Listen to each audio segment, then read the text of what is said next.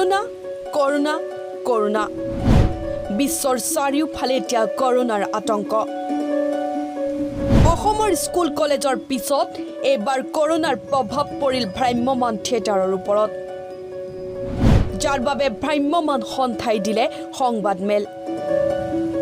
বিগত দুটা দিনত যোৰহাটৰ বিভিন্ন এলেকাত অনুষ্ঠিত হৈ থকা বহুকেইখন ভ্ৰাম্যমান থিয়েটাৰৰ প্ৰদৰ্শনী ৰাজ্য চৰকাৰৰ নিৰ্দেশত বাতিল কৰা হৈছিল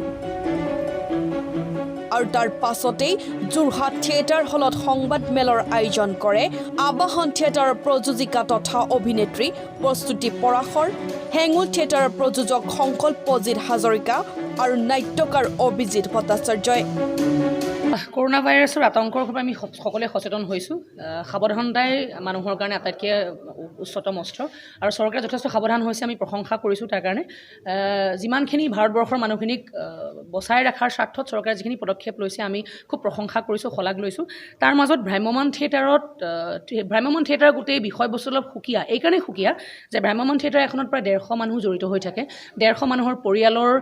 ভাত দুমুঠি জড়িত হৈ থাকে দুবেলা দুসাঁজ ভাতৰ কথা জড়িত হৈ থাকে যদি থিয়েটাৰ বন্ধ হৈ যায় আজি ক'ৰ'না ভাইৰাছৰ কাৰণে আমি চাকৰিটো কৰিবলৈ বাদ দিয়া নাই আমি চৰকাৰৰ চাকৰি কৰিবলৈ গৈয়ে আছোঁ দোকান পোহাৰ আমি খুলিবলৈ বাধ্য আমি কাৰণ যদি দোকান পোহাৰ বন্ধ হৈ যায় তেতিয়াহ'লে আমাৰ গোটেই সেই দোকানীজনৰ পৰিয়ালটো নচলা হ'ব দোকানত যিখিনি গ্ৰাহক আহে তেওঁলোকৰ পৰিয়ালকেইটা নচলা হ'ব ঠিক একেধৰণৰ কথা কিন্তু ভ্ৰাম্যমান থিয়েটাৰতো হয় ভ্ৰাম্যমান থিয়েটাৰক যদি বিনোদনৰ এটা অকল বিনোদনৰ মাধ্যম হিচাপে গণ্য কৰে এইটো বৰ দুখৰ কথা হ'ব ভ্ৰাম্যমান থিয়েটাৰৰ লগত এই মানুহখিনিৰ জীৱন নিৰ্বাহ জড়িত হৈ আছে পৰিয়ালৰ দুবেলা দুমুঠি ভাত জড়িত হৈ আছে গতিকে যিখিনি প্ৰিকশ্যনাৰী মেজাৰ ল'ব লাগে এখন থিয়েটাৰ চলিবলৈ যাওঁতে সেই প্ৰিকশ্যনাৰী মেজাৰখিনি আমাক স্বাস্থ্য ডিপাৰ্টমেণ্টৰ ফালৰ পৰা আমাক প্ৰভাইড কৰক বৰ বেছি চাগে খৰচ পাতিও নহয় তাৰ কাৰণে যিহেতু ট্ৰেইনত বা বাছত বা যিখিনি জেগাত তেওঁলোকে সেইখিনি প্ৰিকশ্যনাৰী মেজাৰ লৈছে মেচিন চেইন ব্যৱহাৰ কৰিছে সেইখিনি আমাকো দিয়ক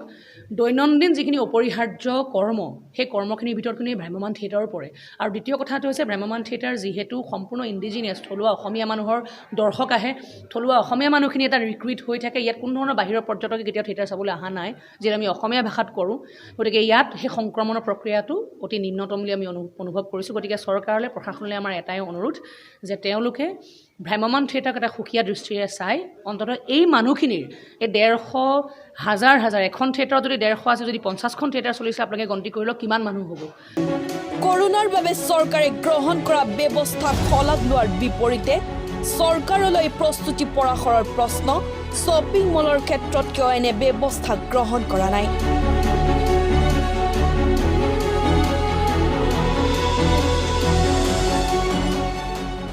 ইফালে ভ্ৰাম্যমান থিয়েটাৰৰ বিষয়ত চৰকাৰে গ্ৰহণ কৰা নিৰ্দেশনাসমূহ মানৱীয় দৃষ্টিভংগীৰে চাই প্ৰদৰ্শনী বাতিল কৰা সিদ্ধান্তক পুনৰ বিবেচনা কৰিবলৈ অনুৰোধ জনায় অভিনেত্ৰীগৰাকীয়ে